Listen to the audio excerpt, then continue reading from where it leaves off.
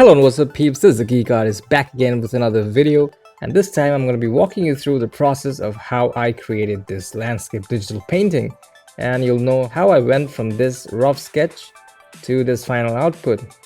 So don't forget to subscribe and click on the bell icon to get notifications about my upcoming videos.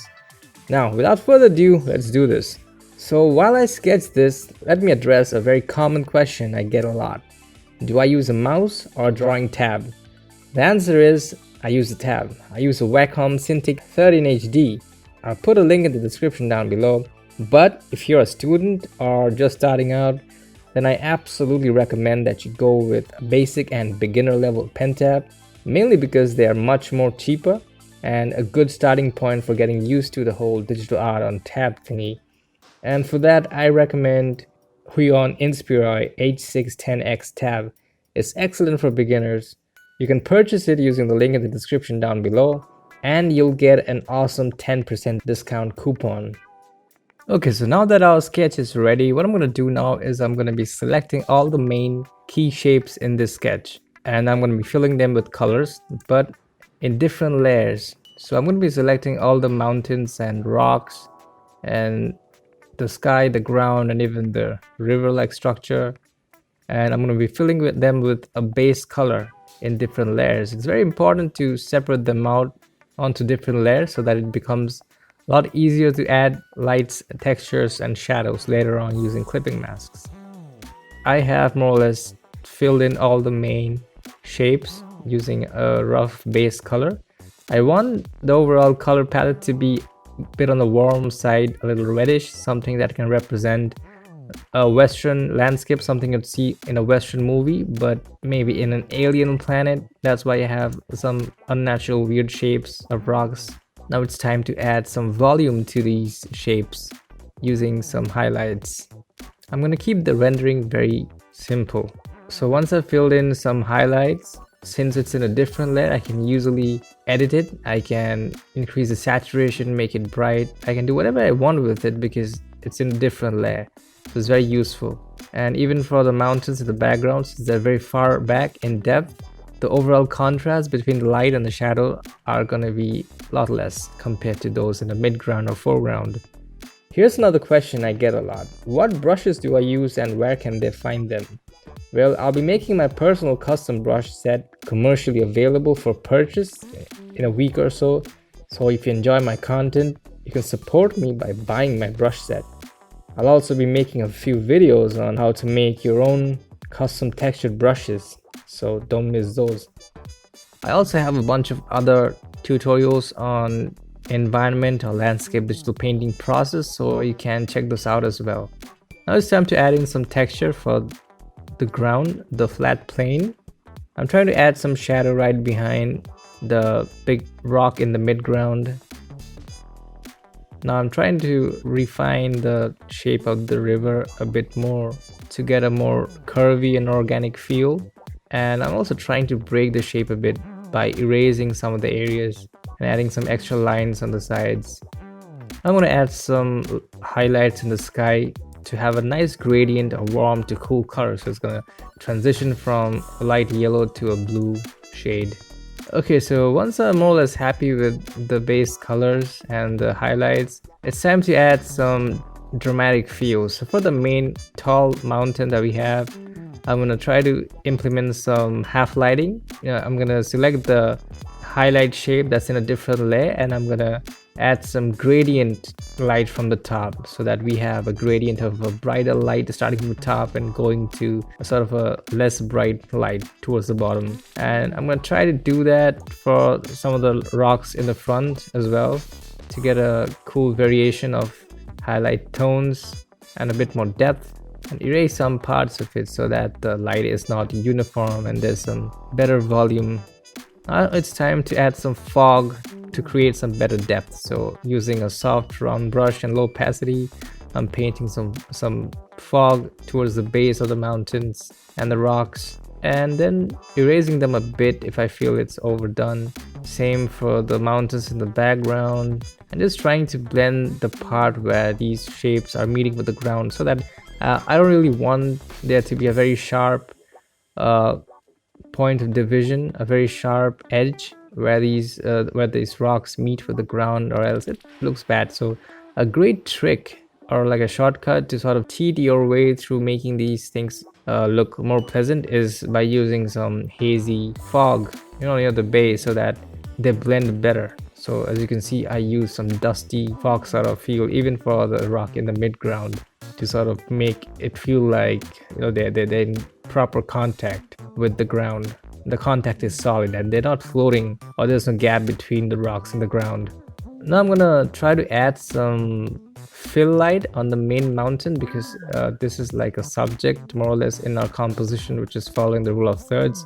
So I want this mountain to be a bit more detailed compared to the other rocks. Detailed in the sense the rendering has to be a little slightly more detailed. So I'm going to create some fill light in the shadow as well, and create some terminator where the light is transitioning to the shadow side. I want that area to have the darkest value of shadow. And now for the mountains in the background, I want to have some bright highlight at the very top, as if there's some snow over there, and the snow is really reflecting the sun's light and looking quite bright, but not too much.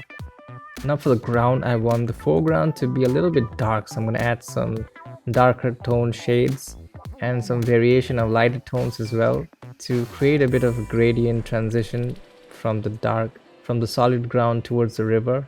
And then to create a better composition, I think I'm going to create some foreground rocks to create some dark shapes in the foreground, so that the eyes are sent away from the foreground and more towards the subject area, which is in the mid ground. And now it's time to add some detail in the river or the water.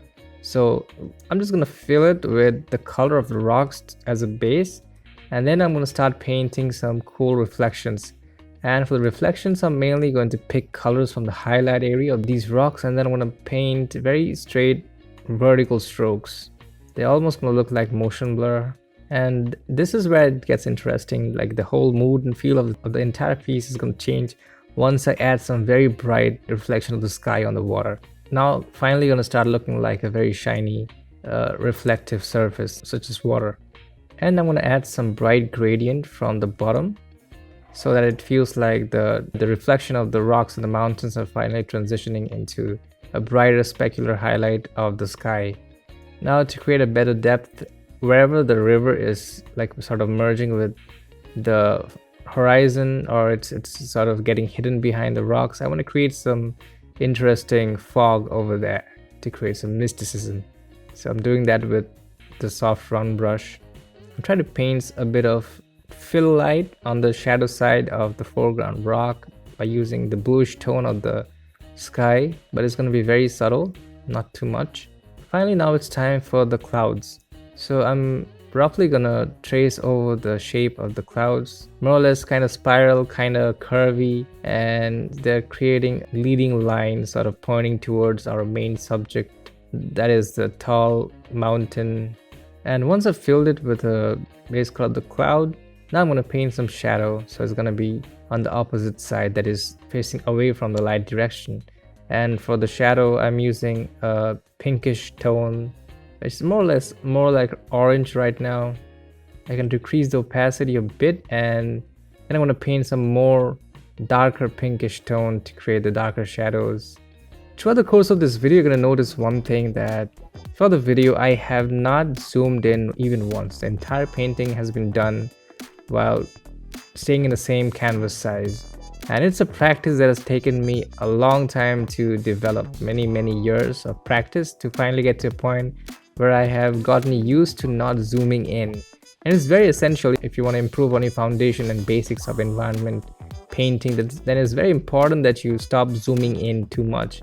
The moment you zoom in, you start focusing on unnecessary details, and you stop losing focus on the bigger picture, which is the overall look and feel.